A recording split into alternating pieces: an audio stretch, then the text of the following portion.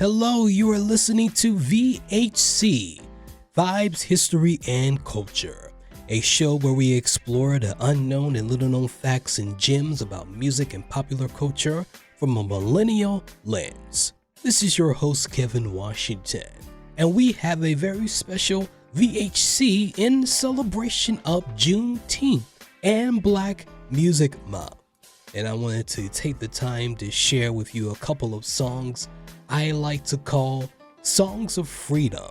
Songs I believe don't get as much consideration as quote-unquote freedom songs, especially when it comes to the liberation of the African American people.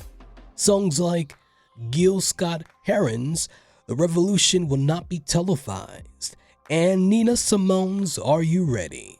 And in this episode, we'll explore why these songs also represent what freedom means for Black Americans and the historical context that goes along with these songs.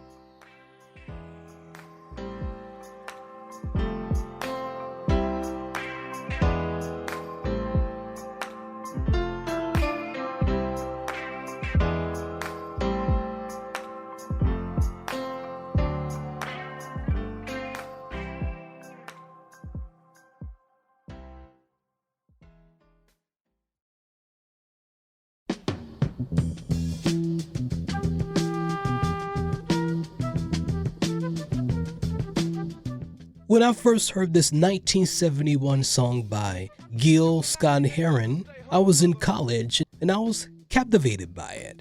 I was so fascinated with the whole concept of how the song came together. And let me explain what I mean. It's sort of where music meets poetry.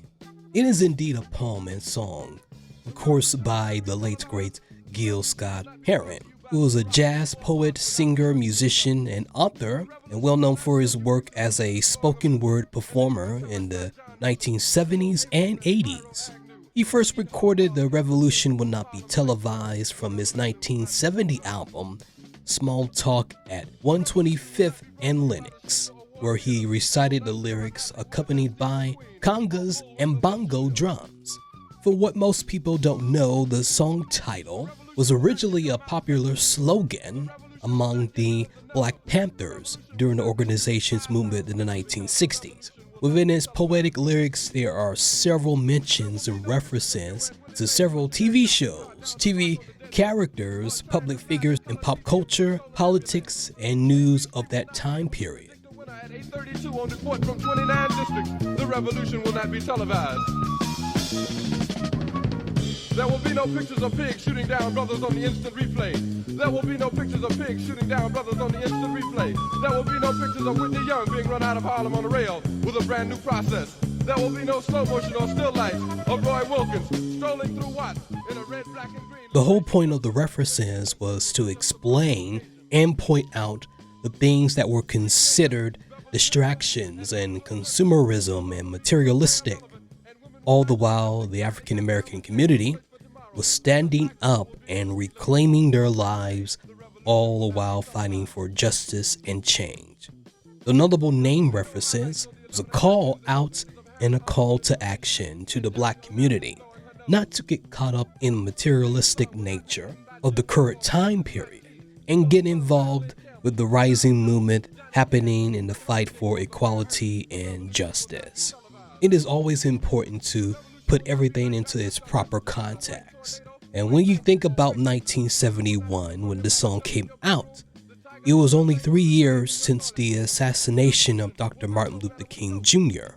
And it was in the thick of the Black Panthers movement, which coincided with the new Black Pride movement, a movement that happened as a direct response to the respectability politics of the civil rights movement.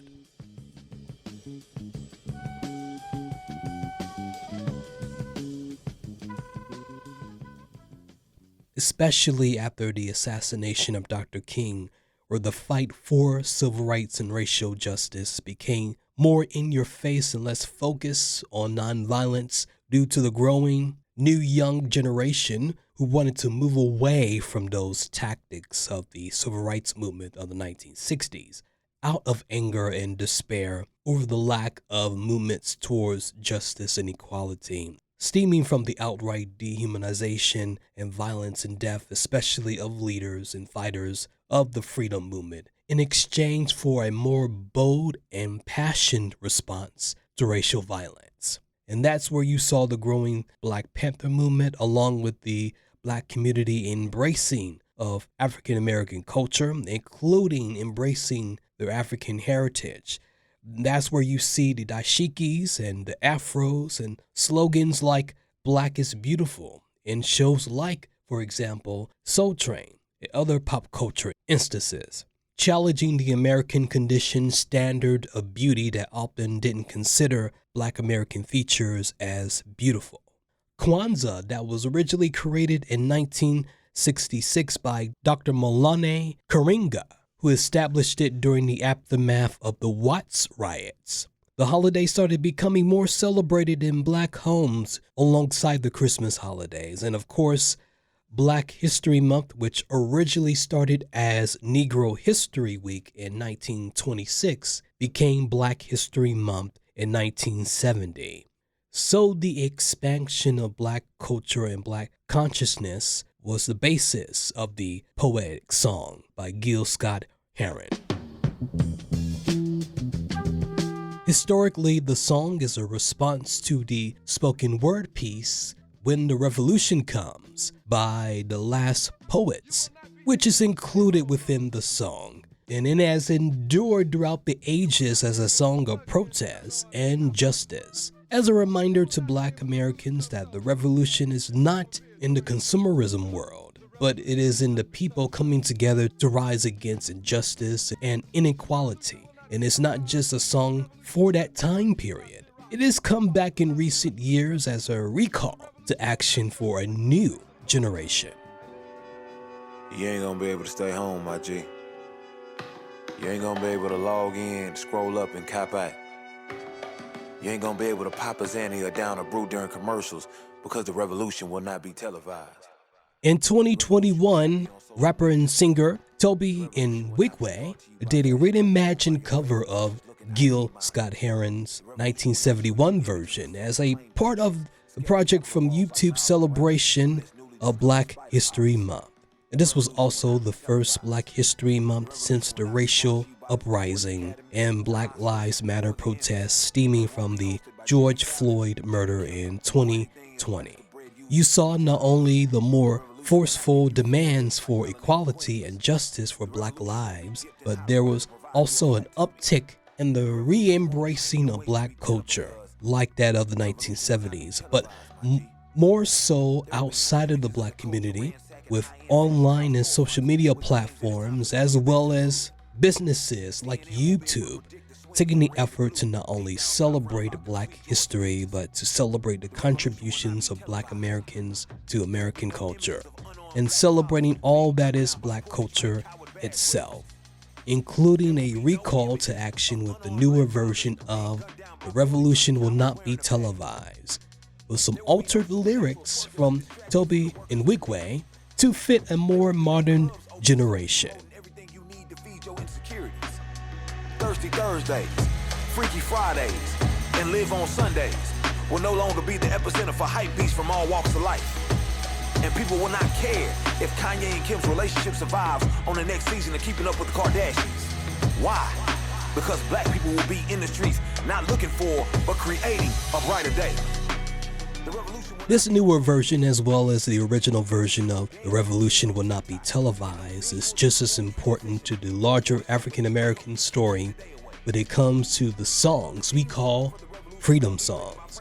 Just as Wade in the Water and Old Freedom is an important story that highlights not only the fight for freedom, but the declaration of our humanity and determination of our liberty. But I'm also not trying to tell anyone not to enjoy the great pleasures of life.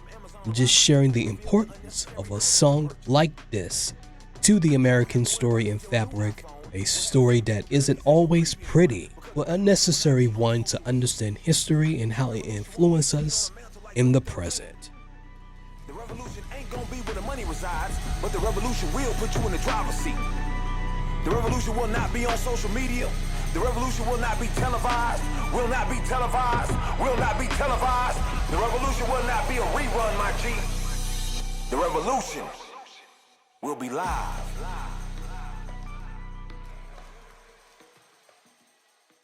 Another song that fits that bill is coming off the soundtrack of Questlove's Academy Award-winning documentary, Summer of Soul, from Nina Simone. Are you ready? It is written by David Nelson. He's not here today. There are 3 black poets, or 6 or maybe 100 in this town, but he's not here, and I didn't memorize it enough, so I have to read it. It's for you. Are you ready, black people?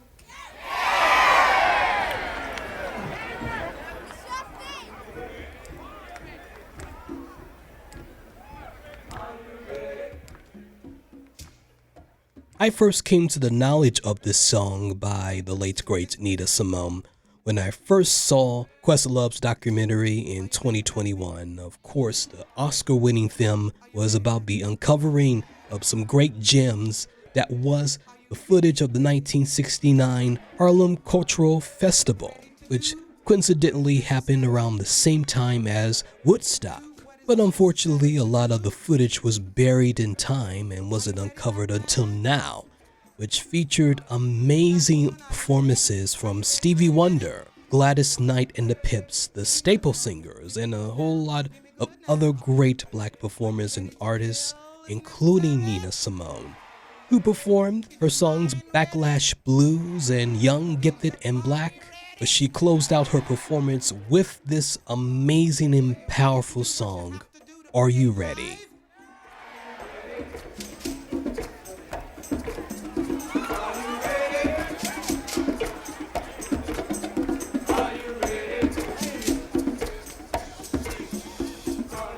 Are you ready? Like The Revolution Will Not Be Televised, it was a poem turned into a song. A poem written by David Nelson.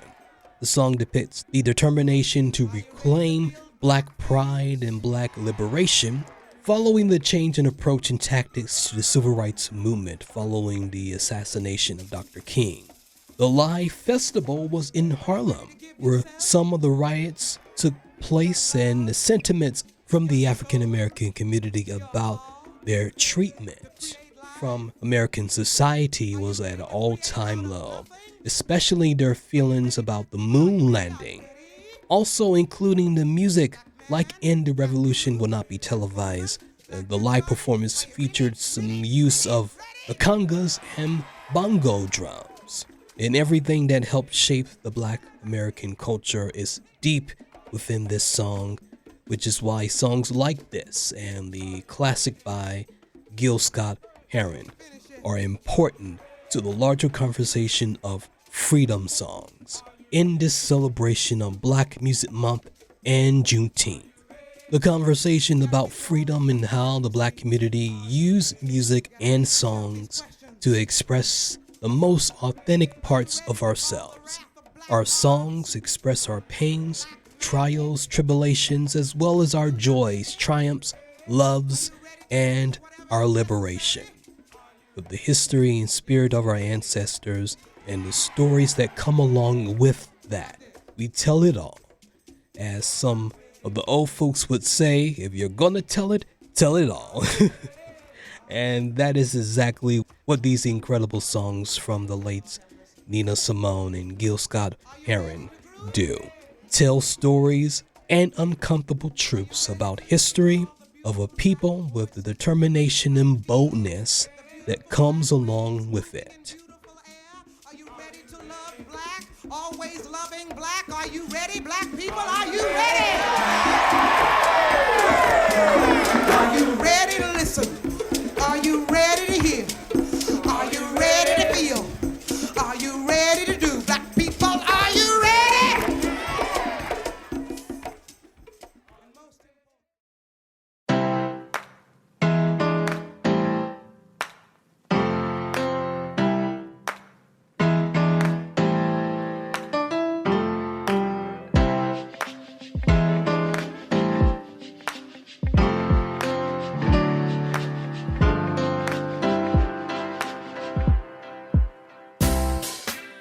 And as we wrap up this episode of VHC, just want to thank you again for tuning into the podcast.